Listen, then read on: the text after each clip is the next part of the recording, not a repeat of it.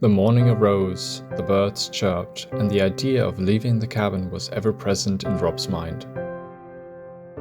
Reading Harold's note had stirred up Rob's dreams during the night, dreaming of shattered glass and dead trees in distant lands.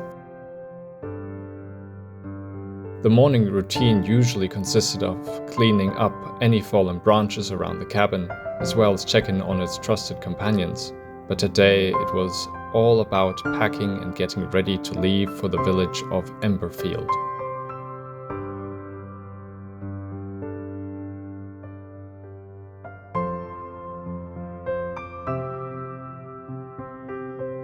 After packing some rations, as well as some other useful items and coins, Rob went to check on his four-legged companions to see if they would have enough food for the next few days.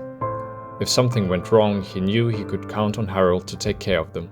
Now it was time to leave. It would be a crisp walk to the small jetty Rob had constructed with Harold last year.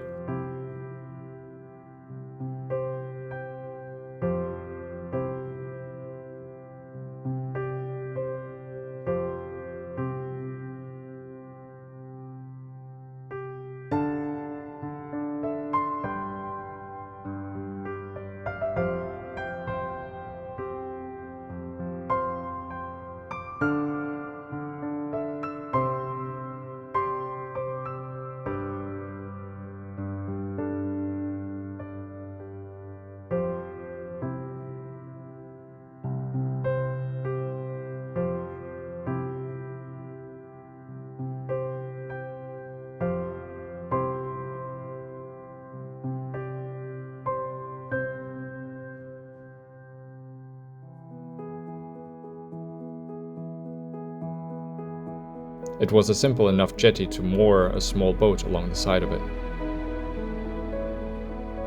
From there he would have to take a long way around the coastline, passing several good fishing spots that the village relied on for their income.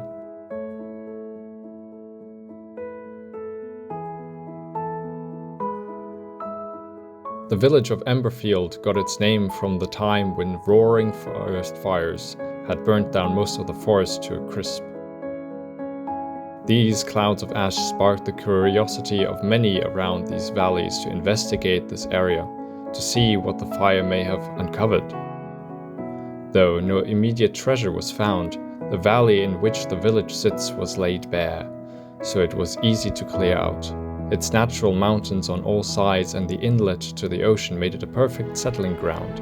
Over the course of 3 generations and travelers, the town had grown into what it is today.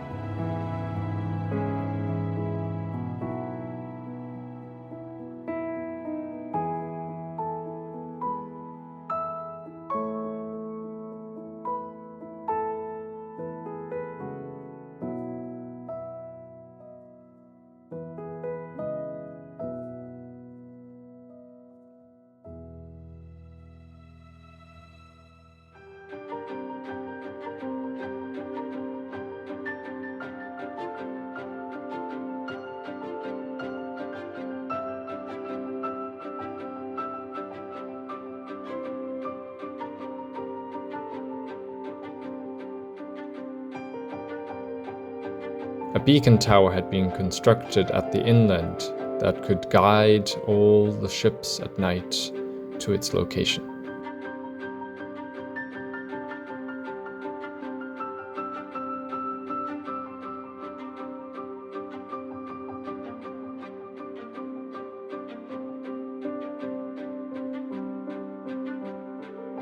As Rob got out of his small boat, he noticed that the tower had gotten a recent addition of a small bridge that was attached higher at the base. A curious addition, but thinking about it more, it could be for when the tide was higher than usual, blocking the normal entrance of the tower. Especially in those times, the beacon would be of great value to guide the boats home.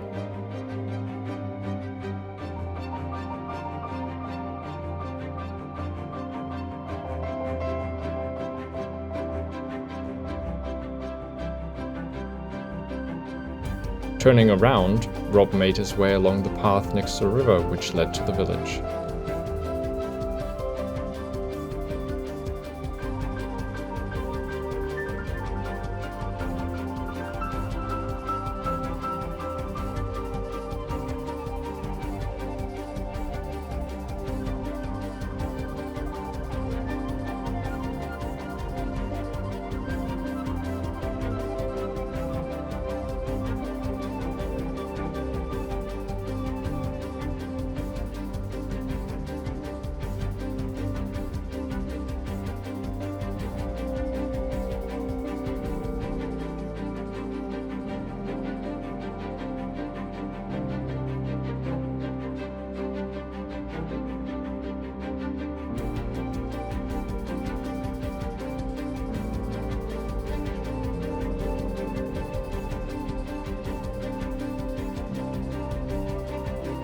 Coming up on it, one could see the characteristic streams lining the base of the rock face on which the village sat.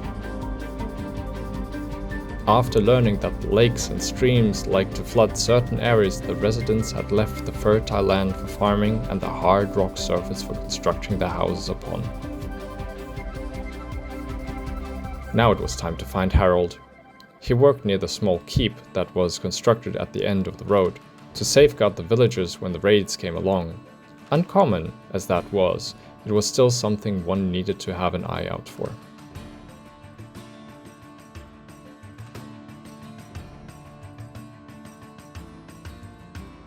As Rob approached Harold, he turned, his eyes lighting up as he saw his dear friend. Hey there, Rob. It's nice to see that you're finally back in the village. Did you get the note I left you? Before long, Harold and Rob were catching up on each other's lives. Rob talking about his hunting trips, from rabbits to deer, how he loved sitting in his cabin and enjoying the sunset.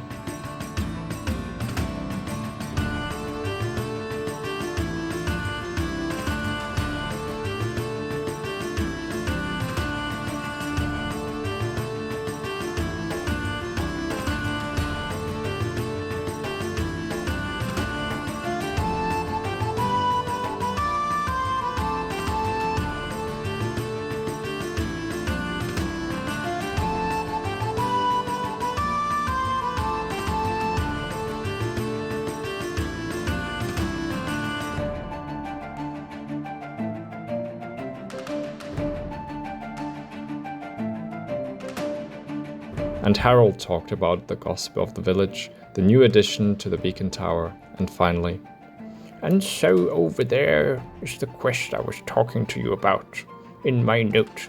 Go have a look if it interests you. I think you should take it." Rob slowly walked to the village board and found the quest. A leather-bound notebook with scruffy edges, some looked eaten away or burnt, but it was hard to tell in the fading light. But the text was strangely easy to read, its ink almost glowing in the dark. "I usually don't venture to the above. Crystals have been broken, shards lay scattered, and with it my dreams of completing my work.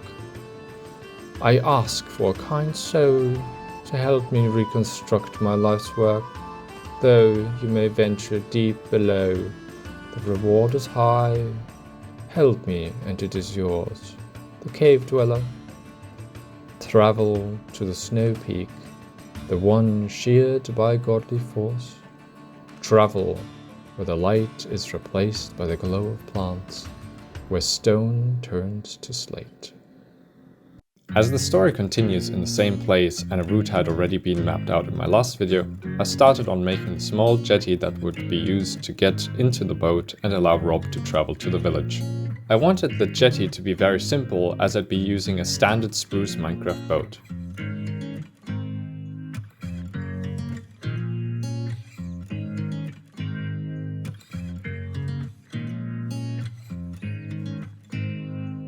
Moving on to the next build is the boat exiting scene, where a path would then lead up to the village of Ember Field. I made 3 more small jetties, but wanted to have something that would stand out from the trees and the mountains.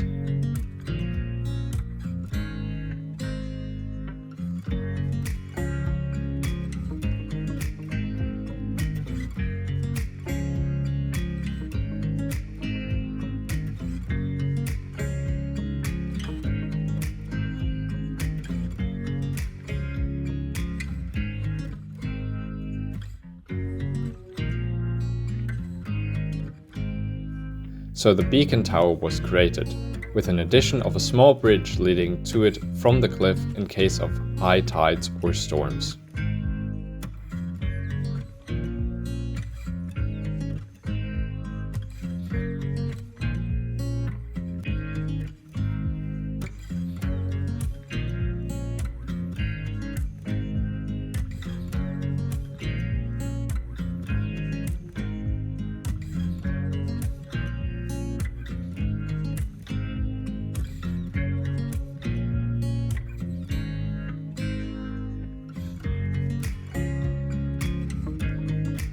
Leading on from the tower and small dock, a simple path winds itself along the river that flows out into the ocean.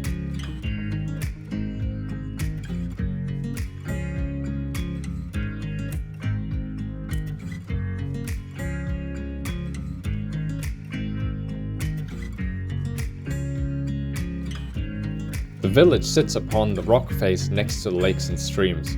I wanted all the buildings to form around the path, giving it central areas.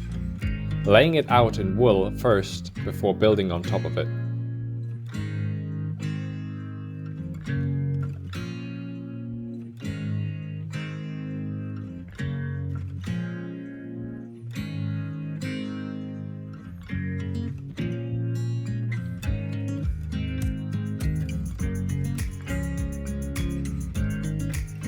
I went with the same blocks I had used for Rob's cabin, keeping it all very simple with a few details to give the buildings a bit of depth.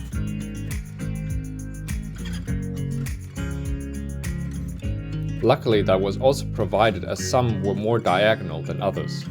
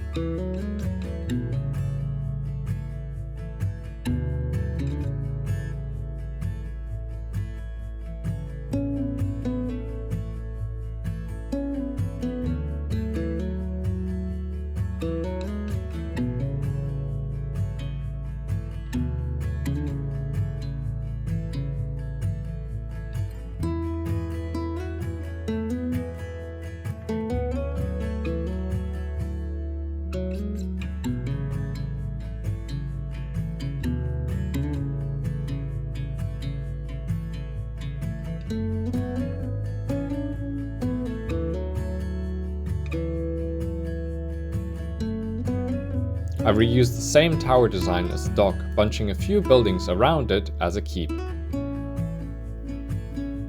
I sadly didn't have the time to do interiors for this build, nor add any specialized buildings like blacksmiths or carpenters, which I'll definitely do in future builds.